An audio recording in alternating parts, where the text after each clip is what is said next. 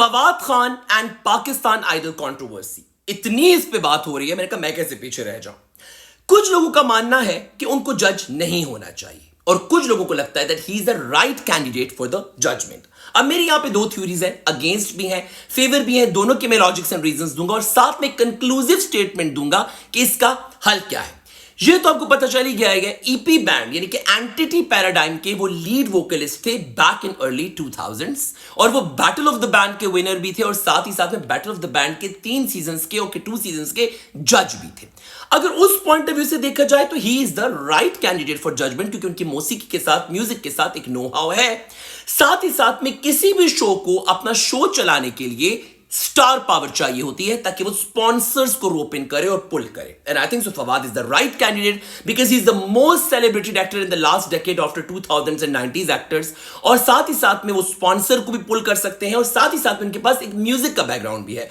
सो उस point of view से ही is the right candidate. जैसे कि आप देखिए पुराने इंडियन आइडल वगैरह में भी फराह खान जज होती थी, जबकि वो एक कोरियोग्राफर है, she is not a singer, लेकिन वो वहां पे होती थी बिकॉज वो एक मसाला देती थी और एक क्राउड पुलर थी, एक एंटरटेनमेंट फैक्टर था। सो जरूरी नहीं है कि अगर पाकिस्तान आइडल एक सिंगिंग कंपटीशन है तो उसके जो जजेस हैं उसमें होली एंड सोली सिर्फ सिंगर ही हो। वो सिंगर होने के साथ साथ एक्टर भी हो सकता है, स्टार भी हो सकता है, क्राउड पुलर भी हो सकता है और एंटरटेनर भी हो सकता है, जो किसी भी शो के लिए इंपॉर्टेंट होता है। अब अगेंस्ट बात क्या है?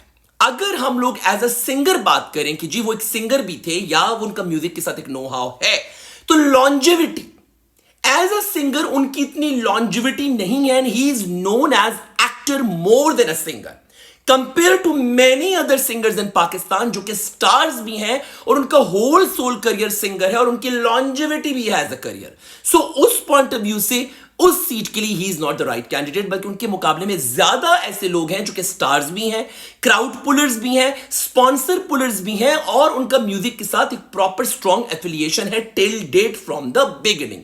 जैसे कि आतिफ असलम, अली जफर, अली अजमत, क्या कहते हैं, Shafqat Amanat Ali Khan, Sajjad Ali, Fakhir, Haroon, Shahzad Roy, you just name it, Shazia Manzoor, Fariha Pervez, Humaira Arshad, Humaira Channa, Sara Naseem, you just name it. और माशाल्लाह हमारे सिंगर्स, हमारे म्यूजिशियंस पूरी दुनिया में जाने जाते हैं। सो कहीं ना कहीं उन तमाम सिंगर्स की या म्यूजिशियंस की जो कंप्लेंट है या जो पॉइंट ऑफ व्यू है बिल्कुल सही है कि ज्यादा बेहतर जो कैंडिडेट थे उस सीट के लिए थे।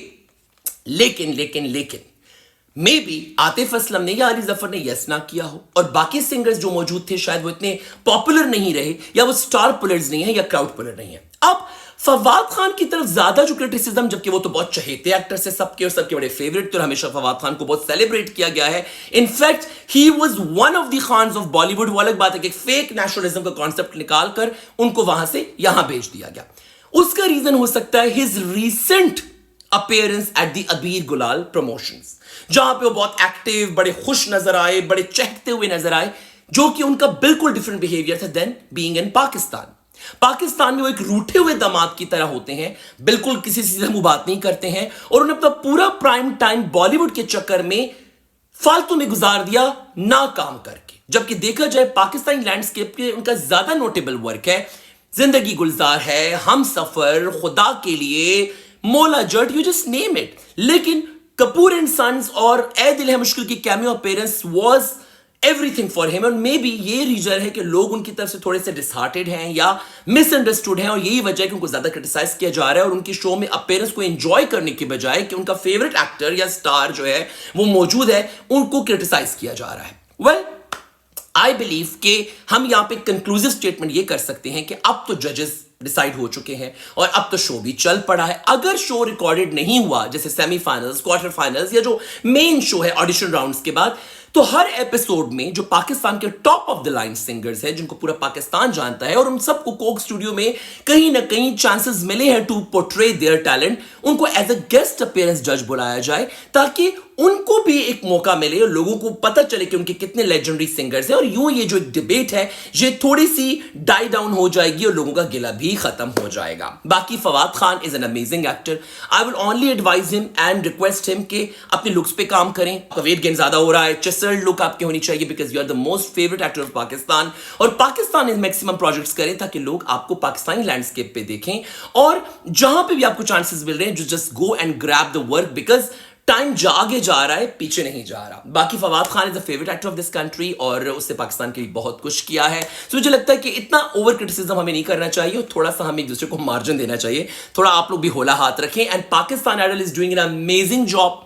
व्हाट अ टैलेंट यार, मैं हैरान, क्या क्या सिंगर्स आ रहे हैं, क्या मजे का टैलेंट है हमारे मुल्क में। और मेरे ख्याल में Rahat Fateh Ali Khan, Bilal Maqsood, Zeb Bangash, everybody is doing a great job. अगर बिलाल मकसूद का भी देखा जाए तो वो भी, अगर उस पॉइंट ऑफ व्यू से आप देखें कि स्टार पुलर, तो वो भी ज्यादा 2000s, लेट 90s या अर्ली 2010s में एक्टिव थे, ना कि लास्ट एक डेकेड में वो एक्टिव रहे। लेकिन क्योंकि उनके पास एक नॉलेज थी तो इसलिए वहां पर उनको रखा गया। तो फिर उस पॉइंट ऑफ व्यू से किसी और सिंगर को भी फवाद खान की जगह रखा जा सकता था। मगर I think so Fawad Khan रौनक है इस शो की, वो अच्छे लग रहे हैं, वो एक मजे की पर्सनालिटी है, सेंसिबल इंसान है, उनके पास एक पूरा करियर है जिसमें singer, acting, entertainment, everything is there. So I think so we should accept the show और अब जो आगे होगा उसको एंजॉय करें और सेलिब्रेट करें। Take care, have fun.